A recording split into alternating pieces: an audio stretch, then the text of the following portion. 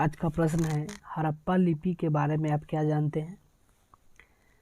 तो हड़प्पा लिपि को भावनात्मक, ध्यान रखिएगा, भावनात्मक लिपि भी कहा जाता है। इस लिपि में 250 से 400 अक्षर तथा 64 मूल चिन्ह हैं। यह लिपि छोटे छोटे समूहों में अभिलेख के रूप में मिलती है। ठीक है, धौलावीरा से सबसे बड़ा अभिलेख मिला है जिसमें 17 अक्षर तथा 26 चिन्ह है। यह मुख्य रूप से छोटा सा डिफाइन करने का प्रयास किया गया है। उम्मीद है ये क्लियर होगा। देखिए, एक प्रश्न के आंसर बहुत सारे हो सकते हैं। अब समझना है कि आप किस प्रकार से उसको देखते हैं या समझते हैं। ठीक है, चलिए नेक्स्ट क्वेश्चन रहा हमारा कि C14 पद्धति क्या है, यानी C14 पद्धति यानी कार्बन विधि क्या है। देख लेते हैं क्या है ये। किसी भी वस्तु की तिथि निर्धारण के लिए वैज्ञानिक तरीके को C14 या C14 पद्धति कहते हैं। इसकी खोज, याद रखिएगा नाम इनका, प्रोफेसर लेखी ने 1948 ईस्वी में किया था।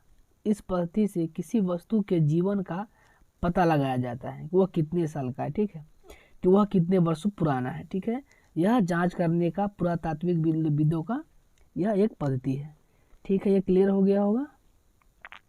नेक्स्ट चलते हैं कि त्रिपिटक क्या है। अगला हमारा है कि त्रिपिटक आखिर है क्या ये। ठीक है, त्रिपिटक है जैसे कि गौतम बुद्ध की मृत्यु के पश्चात उनके अनुयायियों ने उनकी शिक्षाओं का संकलन 3 भागों में किया था। कितने भागों में? 3 भागों में किया था, जिसे त्रिपिटक कहा गया। त्रिपिटक कौन कौन से हैं? तो शुद्ध पिटक, विनय पिटक और अधिधम पिटक। ठीक है, इस प्रकार से जो है सजा कर अगर आप आंसर को लिखते हैं कॉपी में, थोड़ा सा भावनात्मक, मतलब अपनी भाषा का कोशिश करना ज़्यादा यूज करने का।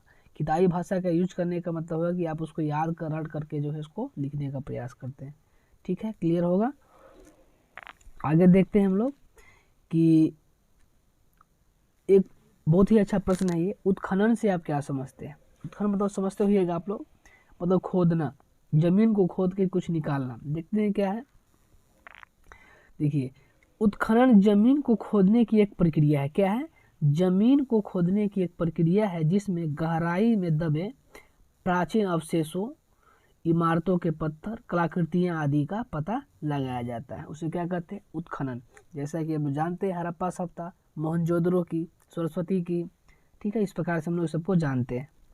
चलिए नेक्स्ट हमारा है, बहुत ही अच्छा प्रश्न है ये, कि मौर्य प्रशासन कितने भागों में बटा हुआ था।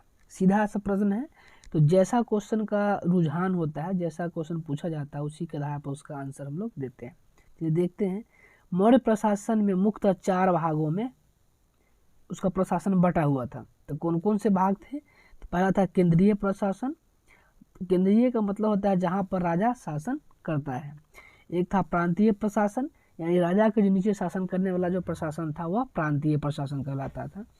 फिर नगर प्रशासन, जहाँ पर जो नगर यानी शहर के रूप में जो उन्मूलन हो रहे थे जिसका, उसको नगर पर। लास्ट में जो था ग्राम पंचायत, यानी इसी को संस्कृति कहा जाता है। ठीक है, चलिए केंद्रीय प्रशासन में पूरे साम्राज्य का प्रधान कौन होता था? बताया थोड़ा देर पहले, राजा होता था। नगर, प्रांत और गांव प्रशासन में राजा के अधीन शासक जो प्रशासक होता था उसको बनाया जाता था ताकि उसके अंदर वह काम कर सके।